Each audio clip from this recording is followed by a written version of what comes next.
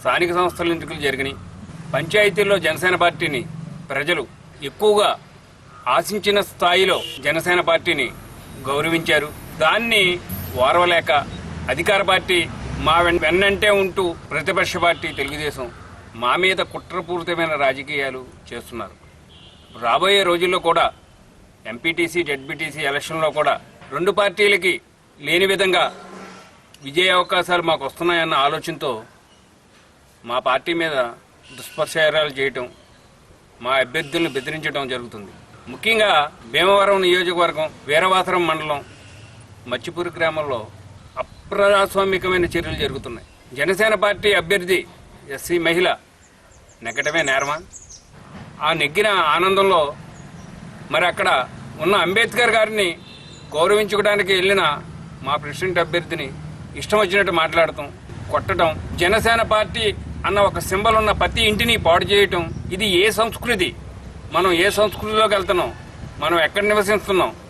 మనం కొత్త సంస్కృతిని ఎందుకు కొనుక్కు తెచ్చుకుంటున్నాం అని ఆలోచిస్తే చాలా బాధ కలుగుతుంది. స్థానిక శాసనసభ్యులు గ్రంథి శ్రీనివాస్ గారు ఎమ్మెల్యే అయిన తర్వాత అన్ని పార్టీలకి ఆయన ఎమ్మెల్యే గారే.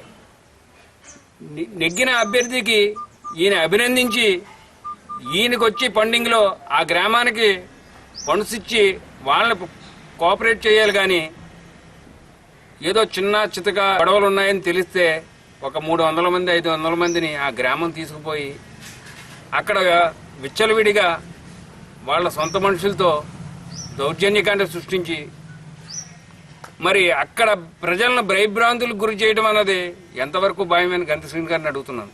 పవన్ గారి గురించి చెడుగా మాట్లాడటం, పవన్ గారు తండ్రి గురించి చెడుగా మాట్లాడటం, పవన్ గారి కుటుంబం గురించి చెడుగా మాట్లాడటం, ఇదంతా ఏంటంటే ఒక శాసనసభ్యులు చేయవలసిన పని కాదు. ఎన్ని కుటుంబాలు మీ వల్ల నాశనం అయిపోయినాయి.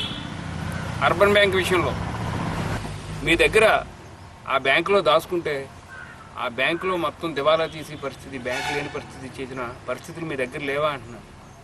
ఒక ఎమ్మెల్యే స్థాయి ఉండే వ్యక్తి ఒక ఈది రౌడీలా ప్రవర్తించడం అది సమన్వయం కాదని చెప్తున్నాం. మాట్లాడితే జనసేన పార్టీ పవన్ కళ్యాణ్ గారిని టార్గెట్ చేస్తున్నారు. అసలు నీ స్థాయి ఏంటి? పవన్ కళ్యాణ్ గారు రావక్కల్లా. పవన్ కళ్యాణ్ గారు పిలిపిస్తే మచ్చిపూరి గ్రామంలో జనసేన కార్యకర్తలు ప్రతి ఒళ్ళు పాల్గొని నీ అరాచకాలకి అడ్డు చెప్పగలరు. కానీ మా పార్టీ నాయకుడు సహనం, శాంతి అనే ఆలోచనతో ముందుకెళ్తున్న వ్యక్తి.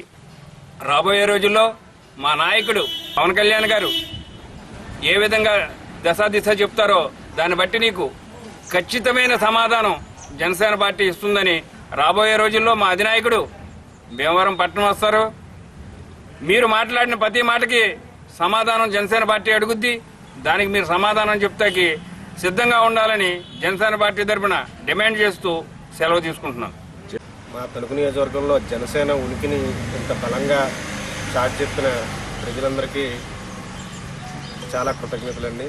ఇంతగా మా పార్టీని ఆదరించేందుకు చాలా కృతజ్ఞతలు. ఇక మన భీమవరంలో జరిగిన సంఘటన చాలా దురదృష్టకరమైన సంఘటన. అంటే ఇవన్నీ చూస్తుంటే మాకు రాజకీయాల పట్ల ఇంకా ఆసక్తి, బాధ్యత కూడా ఎక్కువ పెరుగుతున్నాయి. కత్తికి రెండు వైపున పదులు ఉన్నట్టు రాజకీయం బాధ్యతతో కూడా చేయగలం, దురుసుగా కూడా మేము వ్యవహరించగలం. దాన్ని దృష్టిలో పెట్టుకుని ఇతర పార్టీ వాళ్ళు మసులుకుంటే బాగుంటుంది. జై జనసేన, జై.